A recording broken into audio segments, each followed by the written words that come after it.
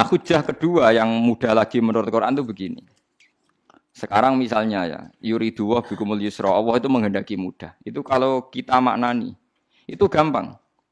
Misalnya begini, ya ini yang ada nyata dalam sejarah. Ada berhala terpahat dari batu, namanya Lata, Uzza, Manat, gitu, Lata, Uzza, Manat. Terus ada yang beberapa yang namanya nggak disebut Quran, kata Hubal, kata apa? Hubal. Oleh orang-orang kafir jahiliyah, Lata itu disembah, dikatakan Tuhan. Uzza juga dikatakan apa? Tuhan. Itu kata Allah. In hiya illa asmaun samaitumuha antum wa abaukum, itu hanya nama yang kamu ciptakan. Makanya Allah ngendikan kalau barang tidak benar istilah kaburos kalimatan takhruju min afwahim. Niki rungokno nggih kanca-kanca terutama sing hafal Quran. Misalnya aku darani Mustafa iku ganteng, Mustafa iku sugih. Itu namanya kalimat yang keluar dari mulut saya, tapi hakikatnya kan tidak ada. Nyatane ora ganteng, nyatane ora sugih. Tapi ini menjadi kalimat karena kadung keluar dari mulut. Kula baleni. Tapi ini menjadi kalimat karena kadung keluar dari apa? Mulut. Misalnya saya bilang, wah Ruhin rambutnya lurus, alim, ganteng, pinter. Ini hanya keluarnya kalimat yang keluar dari mulut, tapi kan nggak ada kenyataannya. Nah, ketika orang kafir bilang berhala itu Tuhan, itu kalimat yang keluar dari mulut. Nah, kalau hakikatnya ya batu bukan Tuhan, hakikatnya itu batu. Berarti namane pangeran Lata Uzza itu batu apa pangeran? Batu. Nah, makanya kalau Allah mengkritik orang kafir, misalnya Allah dikatakan punya anak, Yesus itu Tuhan. Ngendikane Allah napa kaburas kalimatan takhruju min afwahim. Sungguh kalimat itu satu kalimat yang salah, tapi yang kadung keluar dari mulut mereka. Jadi nomor dua, ada kalimat yang memang benar. Seperti saya mengatakan 1 ditambah 1 2, 2 tambah 2 4. Nah itu baru hak karena nyata. Dikatakan apa enggak dikatakan ya tetap 2 ditambah 2 4. Sama dengan la ilaha illallah.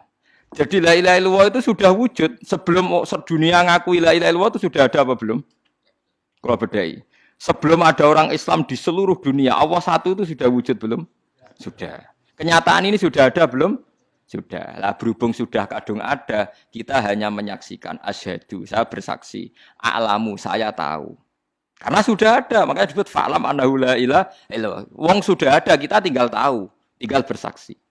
Nah, kalau yang tidak ada itu mbok dikatakan pun tetap tidak ada, itu hanya jadi kalimat yang keluar dari mulut, wong barangnya tidak ada. Itu disebut apa? Kaburas kalimatan takhruju min afwahim. Iyaquluna illa kadziba. Jadi kalimatnya itu ada, tapi fakta yang ditunjuk kalimat itu tidak ada. Paham ya lah. Mulanya ciri utama agama itu kul ja'al haqqu wa zahaqal batil. Barang hak itu pasti ada, yaitu Allah. Barang batil ya pasti tidak ada. Pangeran telu itu tidak ada. Watu jadi pangeran ora ono. Santet ngasari dadekno aku mati ku ora ono. Mulane kula nek santet wong ora tau ndonga tolak santet. Wong cara kula santet mboten enten. Nah, percaya jajal nggak mati ra kowe, paham gitu. Jadi gitu. Memang nggak ada. Lho soal misalnya, tapi wonten Gus yang mati ana dome ning wetenge ngene. Ya sing ana dom. Iku jenenge ora santet biasa wedok. Lah nek mati kena santet itu biasa kepelitis truk ya mati. Kena virus. Cara kula dipanteni santet itu malah lambat, kadang 3 dina lagi mati. Cas pleng truk. Cas pleng meneh pesawat. Jadi niku yang paling angel nih gue bab tauhid. Sebenarnya tauhid itu gampang, buatan jelimet. Makanya Allah melatih kita yuridu wa bikumul yusra. Andekan manusia seluruh dunia dipoling untuk melihat Lata dan Uzza, itu apa? Enggak usah ada orang Islam, enggak ada orang kafir, enggak usah intervensi. Pasti mereka jawab itu batu. Andekan Isa Yesus itu dipampang di dunia, orang poling, orang Islam kafir, enggak ada intervensi. Pasti akan bilang itu manusia. Paham ya? Tapi lewat rekayasa dicitrakan itu Tuhan. Lata Uzza dicitrakan itu Tuhan. Nah, itu disebut wa makaru wa makarawa. Jadi dimakru. Dia didesain sedemikian rupa. Misalnya di Yunani itu orang kalau bilang Tuhan itu akal, makanya bilang logos. Log itu logos. Tuhan itu arot. Niki rungokno aja sampai salah, nak salah kafir sampean. Tuhan itu arot, Tuhan itu sifat. Jadi Tuhan itu tidak ada zatnya. Kemudian logos ini nempel di Yesus, kata orang Kristen. Sehingga logos. Logika akal. Makanya kalau orang filsafat darani Tuhan itu akal 1, akal 2, akal 3, akal. Makanya disebut logi, ideologi, log. Nah, pertanyaannya kemudian saat Allah itu arot, Allah itu log, kemudian belum ada tempatnya Allah bergentayangan di mana? Sebelum Yesus ada terus lalu Allah bersemayam di mana? Terus ada orang Majusi bersemayam di api. Nanti yang orang kafir jahiliyah bersemayam di arca-arca itu. Yang orang kuno Majusi di mana, di gunung apa? Mungkin orang Sugihan di gunung Kawi macam-macam itu terus. Wah, itu kan terus jadi repot. Repotnya adalah kalau sifat itu harus nempel di dat. Dan datnya mana enggak jelas. Itu satu. Nomor dua, sifat itu sama mausuf itu mesti dulu mausufnya.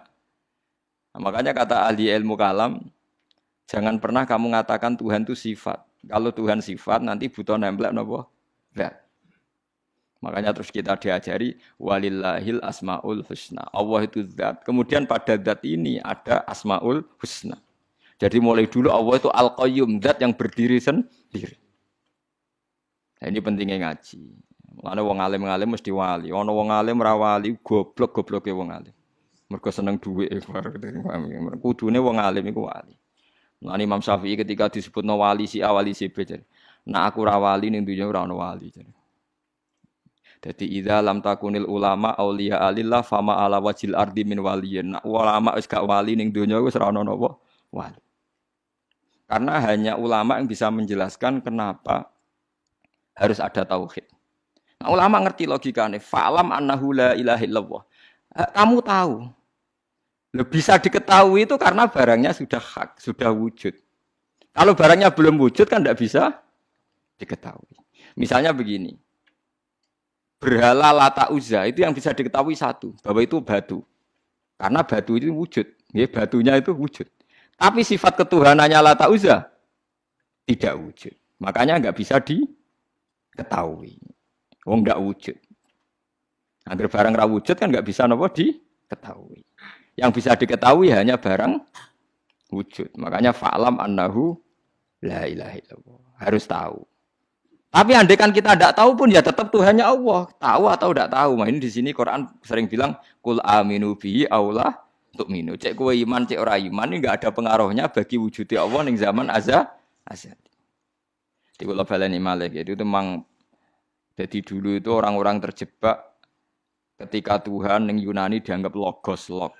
Kemudian di Timur Tengah Tuhan itu dianggap satu arot sing nemplek sifat sing nemplek ning berhala-berhala.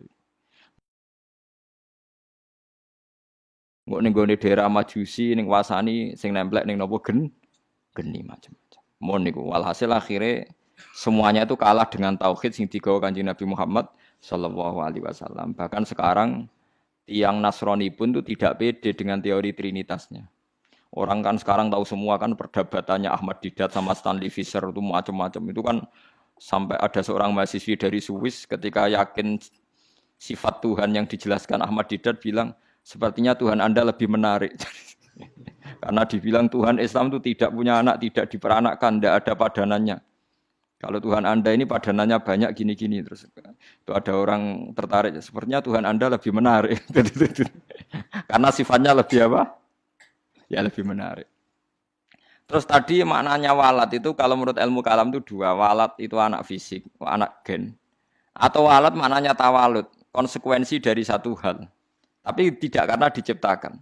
Itu tadi misalnya HP dan pulpen ini benturan itu menimbulkan suara. Suara ini diciptakan HP apa suara itu tidak ada yang menciptakan?